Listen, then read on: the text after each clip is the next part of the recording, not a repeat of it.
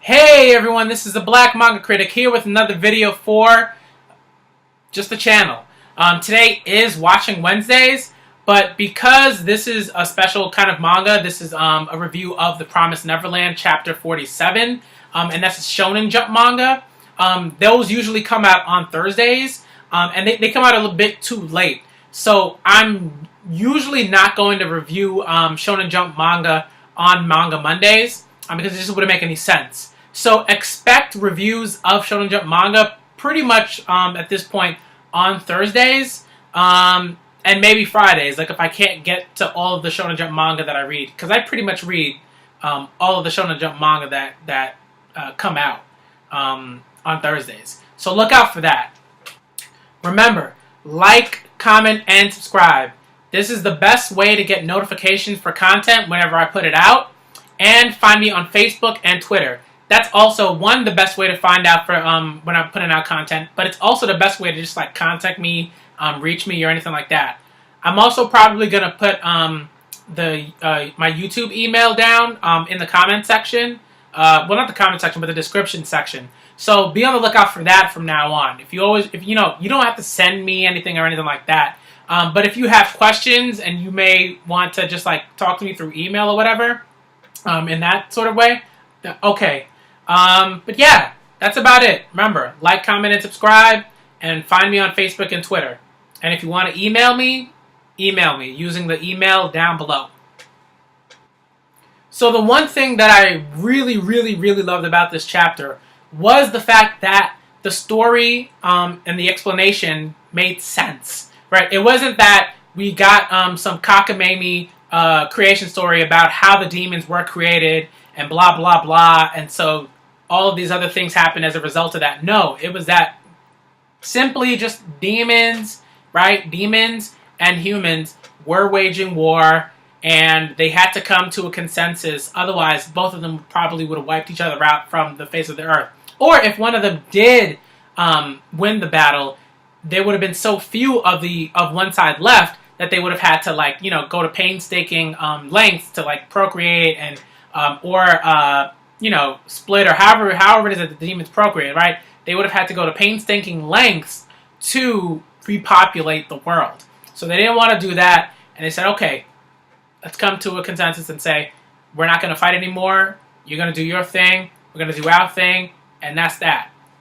And I love that. I mean, everything just makes sense, right? The fact that Shirai goes to sort of such lengths to make sure that it's not just that he's explaining things to us, but it's very clear that Sungju is explaining things to the kids, and the kids are thinking about everything that they've already sort of hypothesized, right? And I like that too, because it's not enough to just give an explanation. The kids, right, Emma and Ray, and all the other kids as well, have to be able to say, okay, this explanation makes sense, so we can move forward. Right? Not only us as readers can move forward, but they can move forward because they're the characters. They have to move forward.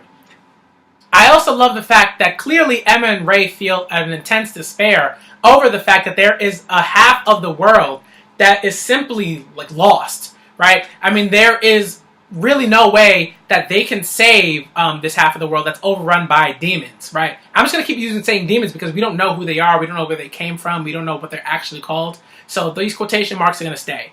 But basically, we don't know anything about the demon world and whether we can defeat the demons or anything like that. We do understand that at some point humans decided that they should fight, and they fought long and hard enough that the demon said, okay, we gotta stop. But we also understand that anyone who's living in one of these field houses, right, any of these plantations, they have no shot at fighting this half of the world, at this demon half of the world. They've so overpopulated this half of the world, right, that you can't do anything, right? It's basically sort of like if you watch a Terminator film and there was no hope in the Terminator film, right? Like, it'd just be like depressing Terminator film. So basically, I appreciate everything about the fact that, one, Emma and Ray feel a very intense and very clear despair over the situation. But two, they quickly, and it's not like a awkward quickness. It's like, hey, like they are feeling a bit of despair, and it's not that the despair disappears. It's that they do also realize at the same time that there is hope, and that's the thing, right? I mean, like, you know, anytime you've had a feeling about, you know, whether you could get something done, or whether right, or whether you couldn't get something done, right? Whether you just felt like, oh man, this is hopeless. Even when you felt hopeless at a particular point, there's something inside you that's just like, there's got to be something that I can do, you know, with whatever abilities that I have to rectify the situation that I'm in.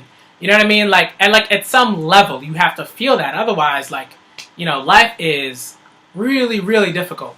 And life is clearly like far more difficult for Emma and Ray than it is for most people in the world. I think, at least in the United States. Anyways, it's just hard. Like, no one's running from actual like demons in the United States.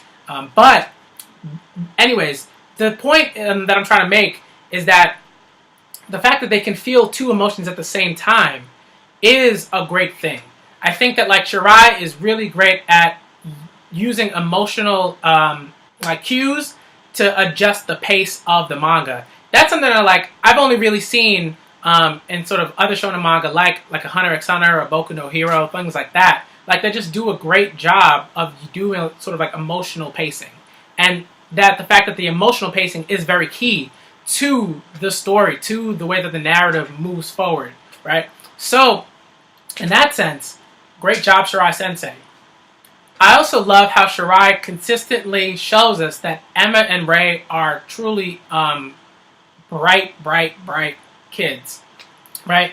We see that both Emma and Ray figure out that, hey, like, the only way that we could have gotten these products that were produced at a particular time, right, is if the humans in the other space produce these products, right? Like, what would be the purpose of the demons making, you know, maybe an outdated sort of camera or anything like that? Because I'm pretty sure that the technology of the demons far supersedes anything that I think the humans probably have come up with at this point. Right, so what would be the point of demons making like an old school Polaroid camera, old school types of toys, tins, stuff like that? No, there is no point.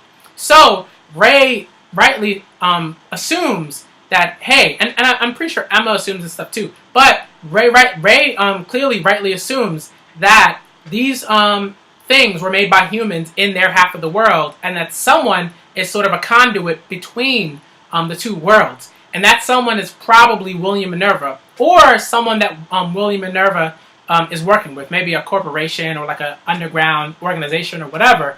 But we are aware that there is a conduit between the two worlds, and that conduit is definitely linked to William Minerva.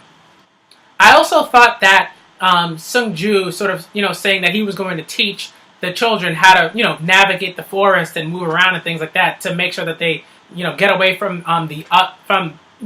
from the demons, because Sung-ju and Musica don't sort of consider themselves to be demons, right? They don't necessarily like to be called that. So they're going to teach the kids how to, like, you know, right, get out of the way of any demons who might be, you know, wanting to kill them or keep them alive, or whatever, for whatever nefarious means. But we do understand that, and that's great because, like, we're gonna need the kids to not only grow on their own as survivors, but we also need to make sure that they're learning from everyone else that they're interacting with in the story.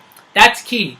Anytime I'm talking about a manga or I review something, or I talk about character development, things like that, character interaction is the only way that those characters are really, really going to develop. If there's no real character interaction and there's nothing to show that the characters are interacting with, that the main characters are interacting with other characters, then that's kind of like a ridiculous story, right? That's a ridiculous narrative.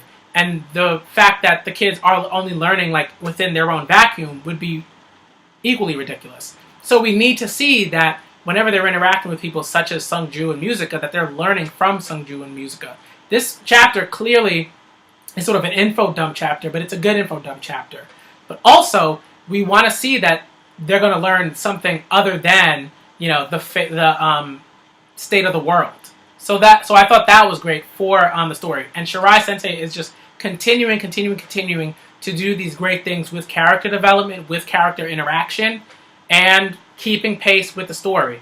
Because I think a lot of times with shonen manga, at least some of the more like really popular ones, sometimes the pace is like awful. And I always bring up Naruto and something like Naruto and something like Bleach and other shonen, because those shonen take forever, to like either complete a battle or even have a conversation or something like that. So I'm just happy that Shirai gets pace and gets how to make sure that his writing and his art and Pusuka's art only help the greatness that is his ability to pace the manga.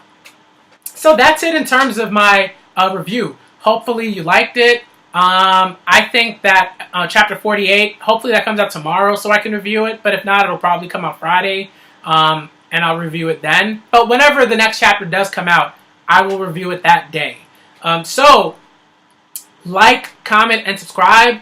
Look out for all of my Shonen Jump reviews tomorrow. I'm probably going to, wake up pretty early because I do have work early in the morning. But usually, I can sort of sneak away, and read the Shonen Jump chapters that come out. So once I get home, I'm going to sit down, make some little notes, get it in front of the camera, and do the reviews for you. And hopefully you like them.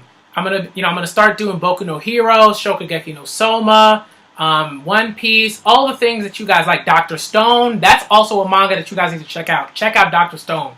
It's really good. I love it. I think it's very underrated. And yeah, I couldn't suggest it enough. But I'm going to start reading a robot. I think it's like a robot laser beam, and that's supposed to be pretty good. So maybe I'll start reviewing that. But I'll probably do that. Maybe I'll do that for Manga Mondays. I'll read the series up to where it is right now, and then I'll do a series review of Robot Laser Beam and let you guys know what I think. So hey, again, like, comment, and subscribe for more to get notified for more content. And this is the Black Manga Critic signing out.